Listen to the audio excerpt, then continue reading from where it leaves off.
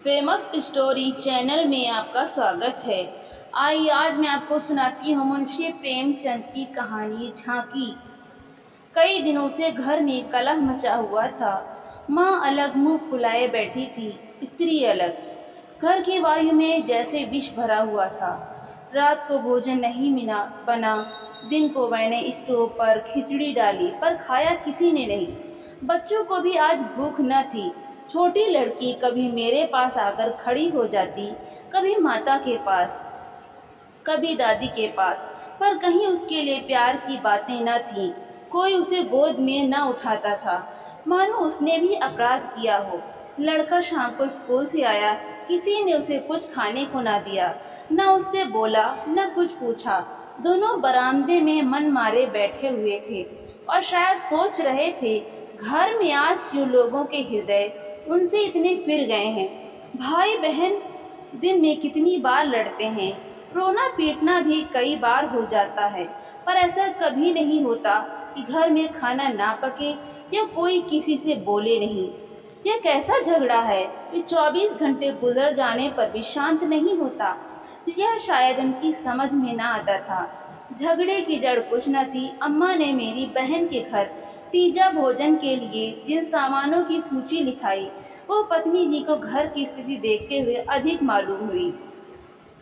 अम्मा खुद समझदार हैं, उन्होंने थोड़ी बहुत काट छांट कर दी थी, लेकिन पत्नी जी के विचार से और काट छांट होनी चाहिए थी। 5 साड़ियों की जगह 3 रहें तो क्या बुराई है। खिलौने इतने क्या होंगे, इतनी मिठाई की क्या ज़रूरत। उनका कहना था, जब रोजगार में कुछ मिलता नहीं, दैनिक कार्यों में खींचतान करनी पड़ती है, दूध घी के बजट में तकलीफ हो गई, तो फिर तीजे में क्यों इतनी उदारता की जाए। पहले घर में दिया जलाकर तब मस्जिद में जलाते हैं, यह नहीं कि मस्जिद में तो दिया जला दें और घर अंधेरा पड़ा रहे। इसी बात पर सास बहू में तकरार हो गई। फिर शाखें फूट निकली। बात कहाँ से कहाँ जा पहुँची। गड़े हुए मुर्दे उखाड़े गए। अन्योक्तियों की बारी आई। व्यंग का दौर शुरू हुआ और मौन अलंकार पर समाप्त हो गया। मैं बड़े संकट में था। अगर अम्मा की तरफ से कुछ कहता हूँ तो पत्नी जी रोना धोना शुरू करती हैं, अपने नसीबों को कोसने लगती हैं। पत्नी की सी कहता हूँ तो जनमुरीद की उपाधि मिलती है। इसलिए बारी बारी से दोनों पक्षों का समर्थन करता जाता था, पर स्वार्थवश मेरी सहानुभूति पत्नी के साथ ही थी। खुलकर अम्मा से कुछ ना कह सकता था, पर दिल में समझ रहा था कि ज्यादती इन्हीं की है। दुकान का यह हाल है कि कभी कभी बोहनी भी नहीं होती, आसामियों से टका वसूल नहीं होता, तो इन पुरानी लकीरों को पीटकर क्यों अपनी जान संकट में डाली जाए। बार बार इस गृहस्थी के जंजाल पर तबीयत झुंझलाती थी। घर में 3 तो प्राणी हैं ही, और उनमें भी प्रेम भाव नहीं। ऐसे गृहस्थी में तो आग लगा देनी चाहिए। कभी कभी ऐसी सनक सवार हो जाती थी कि सबको छोड़ छाड़ कर कहीं भाग जाऊं। जब अपने सिर पड़ेगा तब इनको होश आएगा, तब मालूम होगा कि गृहस्थी कैसे चलती है। क्या जानता था कि यह विपत्ति झेलनी पड़ेगी। नहीं, विवाह का नाम ही न लेता। तरह तरह के कुत्सित भाव मन में आ रहे थे। कोई बात नहीं, अम्मा मुझे परेशान करना चाहती हैं। बहू उनके पाँव नहीं दबाती, उनके सिर में तेल नहीं डालती, तो इसमें मेरा क्या दोष। मैंने उसे मना तो नहीं कर दिया है। मुझे तो सच्चा आनंद होगा यदि सास बहू में इतना प्रेम हो जाए, लेकिन यह मेरे वश की बात नहीं कि दोनों में प्रेम डाल दूं। अगर अम्मा ने अपनी सास की साड़ी धोई है, उनके पांव दबाए हैं, उनकी घुड़कियां खाई हैं, तो आज वह पुराना हिसाब बहू से क्यों चुकाना चाहती हैं। उन्हें क्यों नहीं दिखाई देता कि अब समय बदल गया है। बहुएं अब भयवश सास की गुलामी नहीं करती।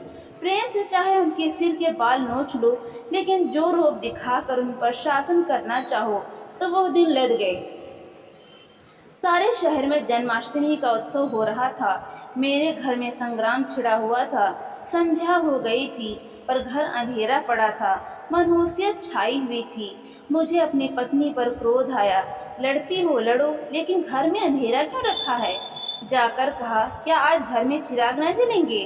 पत्नी ने मुंह फुलाकर कहा, जला क्यों नहीं लेते, तुम्हारे हाथ नहीं है। मेरी देह में आग लग गई। बोला, तो क्या जब तुम्हारे चरण नहीं आए थे तब घर में चिराग न जलते थे। अम्मा ने आग को हवा दी। नहीं, तब सब लोग अंधेरे ही में पड़े रहते थे।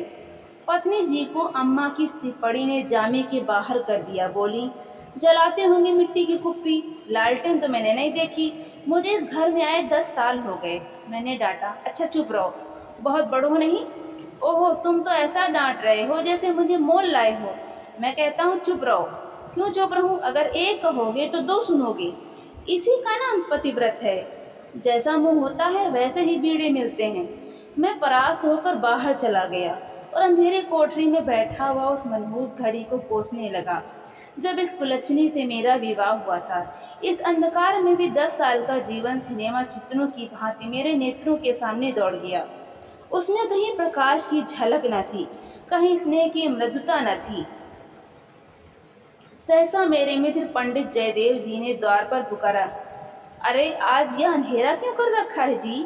कुछ सूझता ही नहीं, कहाँ हो? मैंने कोई जवाब न दिया। सोचा कि आज कहाँ से आकर सिर पर सवार हो गए। जयदेव ने फिर पुकारा। अरे कहाँ हो भाई, बोलते क्यों नहीं? कोई घर में है या नहीं? कहीं से कोई जवाब न मिला। जयदेव ने द्वार को इतनी जोर से झंझोड़ा कि मुझे भय हुआ कहीं दरवाज़ा, चौखट, बाजू समेत गिर न पड़े। फिर भी मैं बोला नहीं। उनका आना खल रहा था। जयदेव चले गए। मैंने आराम की सांस ली। मारे शैतान टला नहीं, घंटों सिर खाता, मगर 5 ही मिनट में फिर किसी के पैरों की आहट मिली और अब की टार्च के तीव्र प्रकाश से मेरा सारा कमरा भर उठा। जयदेव ने मुझे बैठे देखकर कुतूहल से पूछा, तुम कहाँ गए थे जी? घंटों चीखा, किसी ने जवाब तक न दिया।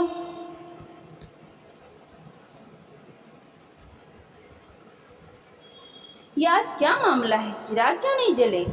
मैंने बहाना किया, क्या जाने मेरे सिर में दर्द था। दुकान से आकर लेटे तो नींद आ गई और सोए तो घोड़ा बेचकर, मुर्दों से शर्त लगाकर। हाँ यार, नींद आ गई, मगर घर में चिराग तो जलाना चाहिए था, या उसका रिट्रेचमेंट कर दिया। आज घर में लोग व्रत से हैं, हाथ ना खाली होगा। खैर चलो, कहीं झांकी देखने चलते हो? सेठ घूरेमल के मंदिर में ऐसी झांकी बनी है कि देखते ही बनता है। ऐसे ऐसे शीशे और बिजली के सामान सजाए हैं कि आंखें झपक उठती हैं। सिंहासन के ठीक सामने ऐसा फव्वारा लगाया है कि उसमें से गुलाब जल की फुहारें निकलती हैं। मेरा तो चोला मस्त हो गया। सीधे तुम्हारे पास दौड़ा चला आ रहा हूँ। बहुत झांकियाँ देखी होंगी तुमने, लेकिन यह और ही चीज़ है। आलम फटा पड़ता है। सुनते हैं दिल्ली से कोई चतुर कारीगर आया है, उसी की यह करामात है। मैंने उदासीन भाव से कहा, मेरी तो जाने की इच्छा नहीं है भाई, सिर में जोर का दर्द है। तब तो ज़रूर चलो, दर्द भाग न जाए तो कहना। तुम तो यार बहुत दिक करते हो। इसी मारे मैं चुपचाप पड़ा था कि किसी तरह यह बला टले, लेकिन तुम सिर पर सवार हो गए। कह दिया मैं न जाऊंगा, और मैंने कह दिया मैं ज़रूर ले जाऊंगा। मुझ पर विजय पाने का मेरे मित्रों को बहुत आसान नुस्खा याद है। यूँ हाथापाई, धींगा, मुश्ती धौल धप्पे में किसी से पीछे रहने वाला नहीं हूँ। लेकिन किसी ने मुझे गुदगुदाया और परास्त हुआ, फिर मेरी कुछ नहीं चलती। मैं हाथ जोड़ने लगता हूँ, घिघियाने लगता हूँ और कभी कभी रोने भी लगता हूँ। जयदेव ने वही नुस्खा आजमाया और उसकी जीत हो गई। संधि की वही शर्त ठहरी कि मैं चुपके से झांकी देखने चला चलूं। सेठ भूरेलाल उन आदमियों में है जिनका प्रातः को नाम ले लो तो दिन भर भोजन न मिले। उनके मक्खी चूस पने की सैकड़ों ही दंत कथाएं नगर में प्रचलित हैं। कहते हैं एक बार मारवाड़ का एक भिखारी उनके द्वार पर डट गया कि भिक्षा लेकर ही जाऊंगा। सेठ जी भी अड़ गए कि भिक्षा ना दूंगा, चाहे कुछ हो। मारवाड़ी उन्हीं के देश का था। कुछ देर तो उनके पूर्वजों का बखान करता रहा, फिर उनकी निंदा करने लगा। अंत में द्वार पर लेट रहा। सेठ जी ने रत्ती भर परवाह न की। भिक्षुक भी अपनी धुन का पक्का था। सारा दिन द्वार पर बेदाना पानी पड़ा रहा और अंत में वहीं मर गया। तब सेठ जी पसीजे और उसकी क्रिया इतनी धूमधाम से की कि बहुत कम किसी ने की होगी। भिक्षुक का सत्याग्रह सेठ जी के लिए वरदान हो गया। उनके अंतःकरण में भक्ति का जैसे स्रोत खुल गया। अपनी सारी संपत्ति धर्मार्थ अर्पण कर दी। हम लोग ठाकुरद्वारे में पहुंचे तो दर्शकों की भीड़ लगी हुई थी। कंधे से कंधा छिलता था। आने और जाने के मार्ग अलग थे। फिर भी हमें आध घंटे के बाद भीतर जाने का अवसर मिला। जयदेव सजावट देख देख कर लोटपोट हुए जाते थे, पर मुझे ऐसा मालूम होता था कि इस बनावट और सजावट के मेले में कृष्ण की आत्मा कहीं खो गई है। उनकी वो रत्न जटित बिजली से जगमगाती मूर्ति देखकर मेरे मन में ग्लानि उत्पन्न हुई। इस रूप में भी प्रेम का निवास हो सकता है? मैंने तो रत्नों में दर्प और अहंकार ही भरा देखा है।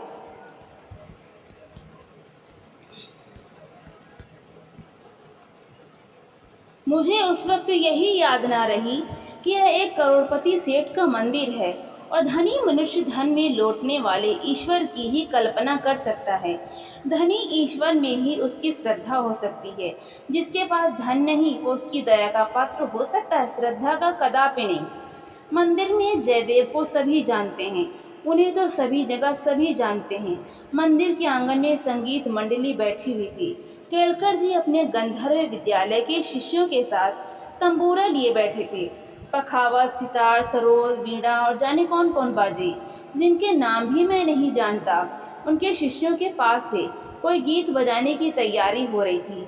जयदेव को देखते ही केलकर जी ने पुकारा। मैं भी तुफैल में जा बैठा। एक क्षण में गीत शुरू हुआ। समा बंध गया। जहाँ इतना शोरगुल था कि तोप की आवाज़ भी न सुनाई देती, वहाँ जैसे माधुर्य के उस प्रवाह ने सब किसी को अपने में डुबा लिया। जो जहाँ था वहीं मंत्रमुग्ध सा खड़ा था। मेरी कल्पना कभी इतनी सचित्र और सजीव न थी। मेरे सामने न वो बिजली की चकाचौंध थी, न वो रत्नों की जगमगाहट, न वो भौतिक विभूतियों का समारोह। मेरे सामने वही यमुना का तट था, गुल्म लताओं का घूंघट मुँह पर डाले हुए। वही मोहिनी गौवें थीं, वही गोपियों की जल क्रीड़ा, वही वंशी के मधुर ध्वनि, वही शीतल चांदनी और वही प्यारा नंद किशोर, जिसके मुख छवि में प्रेम और वात्सल्य की ज्योति थी, जिसके दर्शनों ही से हृदय निर्मल हो जाते थे। मैं इसी आनंद विस्मृति की दशा में था कि कंसर्ट बंद हो गया और आचार्य केलकर के एक किशोर शिष्य ने ध्रुपद आलापना शुरू किया। कलाकारों की आदत है कि शब्दों को कुछ इस तरह तोड़ मरोड़ देते हैं कि अधिकांश सुनने वालों की समझ में नहीं आता कि क्या गा रहे हैं। इस गीत का एक शब्द भी मेरी समझ में न आया, लेकिन कंठ स्वर में कुछ ऐसा मादकता भरा लालित्य था कि प्रत्येक स्वर मुझे रोमांचित कर देता था। कंठ स्वर में इतनी जादू भरी शक्ति है, इसका मुझे आज कुछ अनुभव हुआ। मन में एक नए संसार की सृष्टि होने लगी, जहाँ आनंद ही आनंद है, प्रेम ही प्रेम, त्याग ही त्याग। ऐसा जान पड़ा दुख केवल चित्त की एक वृत्ति है, सत्य है केवल आनंद। एक स्वच्छ करुणा भरी कोमलता जैसे मन को महसूसने लगी। ऐसी भावना मन में उठी कि वहाँ जितने सज्जन बैठे हुए थे सब मेरे अपने हैं, अभिन्न हैं। फिर अतीत के गर्भ से मेरे भाई की स्मृति मूर्ति निकल आई। मेरा छोटा भाई बहुत दिन हुए मुझसे लड़कर घर की जमा जथा लेकर रंगून भाग गया था और वहीं उसका देहांत हो गया था। उसके पार्श्विक व्यवहारों को याद करके मैं उन्मत्त हो उठता था। उसे जीता पा जाता तो शायद उसका खून पी जाता, पर इस समय स्मृति मूर्ति को देखकर मेरा मन जैसे मुखरित हो उठा। उसे आलिंगन करने के लिए व्याकुल हो गया। उसने मेरे साथ, मेरी स्त्री के साथ, माता के साथ, मेरे बच्चे के साथ जो जो कटु, नीच और घृणास्पद व्यवहार किए थे वो सब मुझे भूल गए। मन में केवल यही भावना थी, मेरा भैया कितना दुखी है। मुझे इस भाई के प्रति कभी इतनी ममता ना हुई थी। फिर तो मन की वो दशा हो गई जिसे विह्वलता कह सकते हैं। शत्रु भाव जैसे मन से मिट गया था। जिन जिन प्राणियों से मेरा बैर भाव था, जिनसे गाली गलौज, मारपीट, मुकदमाबाजी सब कुछ हो चुकी थी, वो सभी जैसे मेरे गले में लिपट लिपट कर हंस रहे थे। फिर विद्या पत्नी की मूर्ति मेरे सामने आ खड़ी हुई, वह मूर्ति जिसे 10 साल पहले मैंने देखा था। उन आंखों में वही विकल्प कंपन था, वही संदिग्ध विश्वास, कपोलों पर वही लज्जा लालिमा, जैसे प्रेम सरोवर से निकला हुआ कोई कमल पुष्प हो। वही अनुराग, वही आवेश, वही याचना भरी उत्सुकता जिसमें मैंने उसे न भूलने वाली रात को उसका स्वागत किया था, एक बार फिर मेरे हृदय में जाग उठी। मधुर स्मृतियों का जैसे स्रोत सा खुल गया। जी ऐसा तड़पा कि इसी समय जाकर विद्या के चरणों पर सिर रगड़ कर रोऊं और रोते रोते बेसुध हो जाऊं। मेरी आंखें सजल हो गईं। मेरे मुंह से जो कटु शब्द निकले थे वो सब जैसे मेरे ही हृदय में गड़ने लगे। इसी दशा में जैसे ममतामयी माता ने आकर मुझे गोद में उठा लिया। बालपन में जिस वात्सल्य का आनंद उठाने की मुझमें शक्ति न थी, वो आनंद आज मैंने उठाया। गाना बंद हो गया। सब लोग उठ उठ कर जाने लगे। मैं कल्पना सागर में ही डूबा रहा। सहसा जयदेव ने पुकारा, चलते हो या बैठे ही रहोगे? तो दोस्तों, आपको ये कहानी कैसी लगी? लाइक करें, शेयर करें और कमेंट करके हमें ज़रूर बताएं। और ऐसी ही कहानियाँ सुनने के लिए हमारे चैनल को सब्सक्राइब करना बिल्कुल भी ना भूलें। तो मिलते हैं अगली नई कहानी के साथ। बहुत बहुत